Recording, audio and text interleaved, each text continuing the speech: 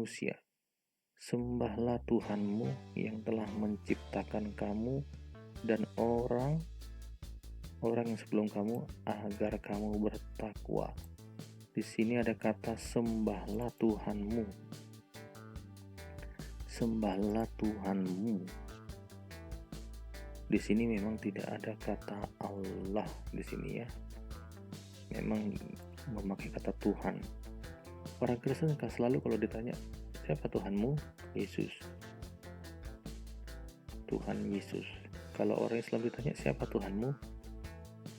Allah Subhanahu wa ta'ala.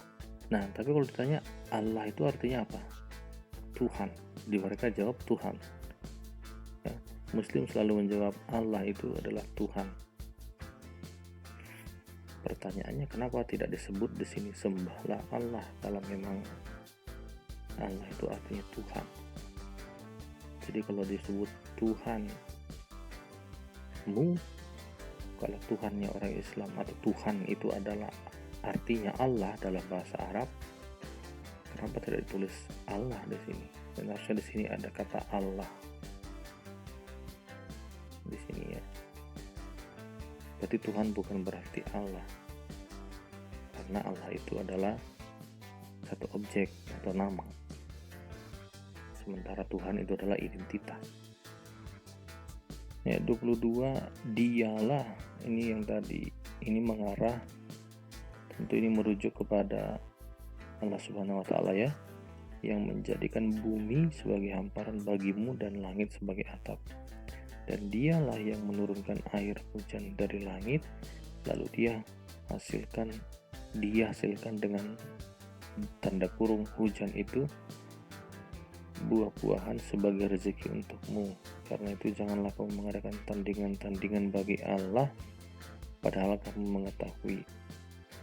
Ya, nah ini di sini memakai kata Allah lagi, sementara di sini memakai kata Tuhan. Jadi Allah dan Tuhan itu berbeda. Kalau kata Tuhan, karena ini bahasa Indonesia no definition found, tapi kalau kita klik Allah, itu artinya God in Islamic or Arabic context. Nah, ini yang menjadi pertanyaan buat Muslim. Allah itu nama atau identitas? Al-Baqarah ayat 23. Dan jika kamu meragukan Al-Quran yang kami turunkan kepada hamba kami di sini ya, dalam kurung Muhammad, maka buatlah satu surah semisal dengannya dan ajarlah penolong-penolongmu selain Allah jika kamu orang yang benar. Ayat 24, jika kamu tidak mampu membuatnya, dan dalam kurung pasti tidak akan mampu, maka takutlah kamu akan api neraka yang bahan bakarnya manusia dan batu, yang disediakan bagi orang-orang kafir. Ingat, kafir di situ, kafir itu jelas merujuk kepada Kristen, Yahudi, dan lain-lain. Ini adalah orang yang bukan percaya ya. Nah, itu. Jadi kita nggak bisa merujuk ini kepada Syiah, Ahmadiyah, apalagi ya yang mengaku dirinya Islam. Ini dikhususkan pada orang Kristen, kafir, dan Yahudi. Premis pertama adalah ayat 23. Jika kamu ragu, buatlah satu surat yang sama. Tesis kedua, jika kamu mampu membuatnya, dan sudah jelas dipastikan sini tidak akan mampu, ya. Jadi jika kamu bisa membuatnya, jika kamu tidak mampu membuatnya, artinya kamu bukan orang benar, yang akibatnya adalah api neraka bagi orang kafir. Jika tidak mampu membuatnya, kamu adalah masuk neraka. Jika kamu ragu, tesis pertama adalah jika kamu ragu, buatlah satu surat. Premis kedua, Jika kamu tidak mampu, kamu masuk neraka.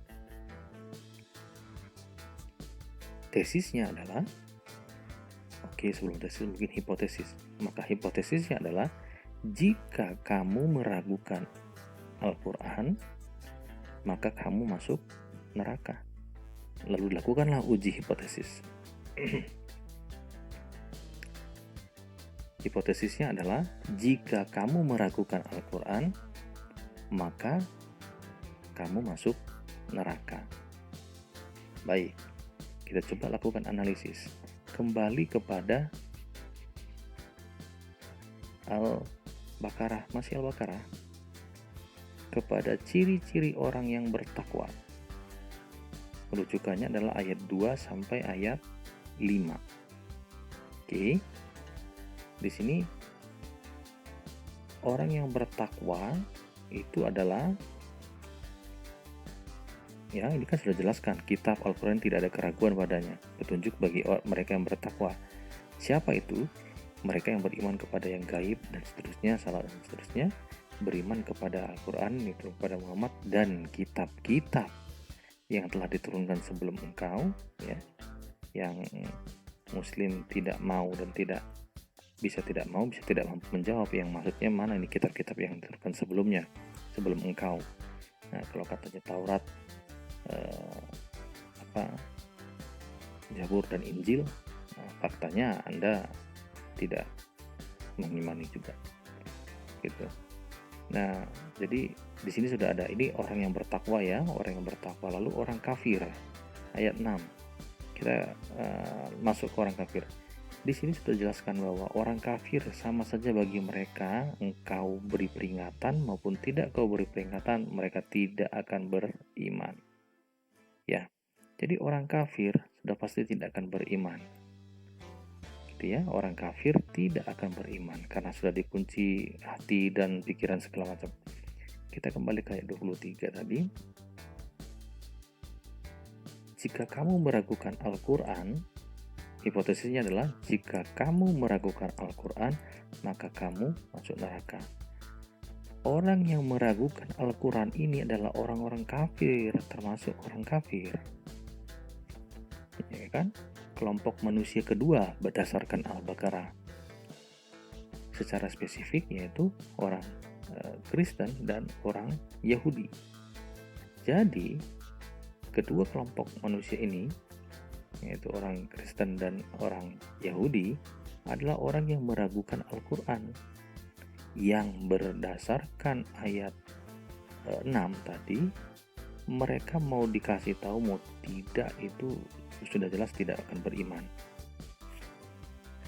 Dan orang yang tidak beriman, azabnya besar. Apa azab besar?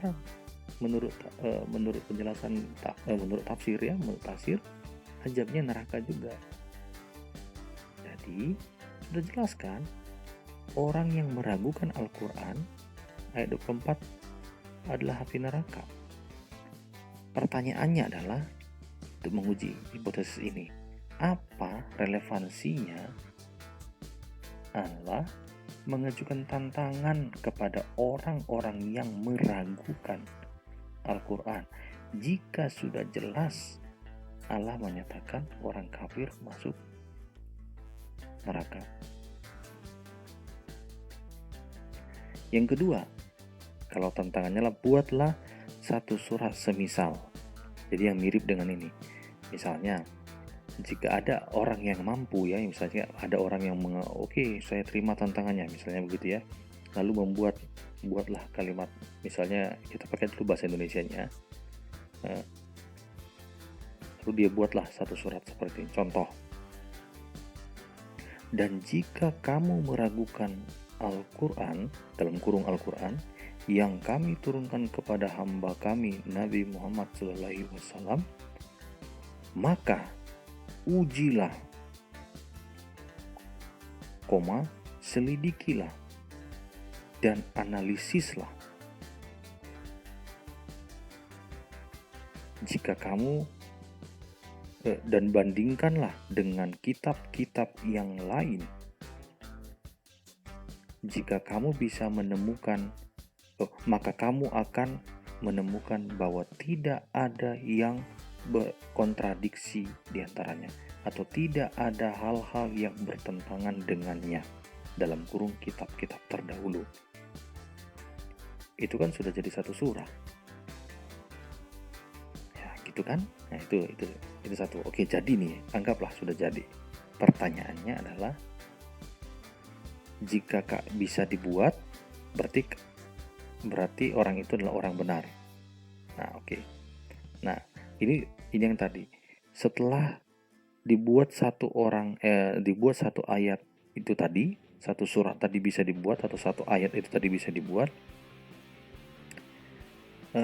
Pertanyaannya, kalau di sini jelas ya, jika kamu orang benar, artinya kalau orang bisa membuat satu kalimat atau satu ayat itu, maka dia dianggap sebagai orang benar. Pertanyaannya untuk Muslim, jika ada yang membuat seperti tadi itu, contoh yang tadi, bisa membuat satu ayat itu, apakah yakin atau apakah kamu menerima dan menyatakan bahwa dia itu orang benar?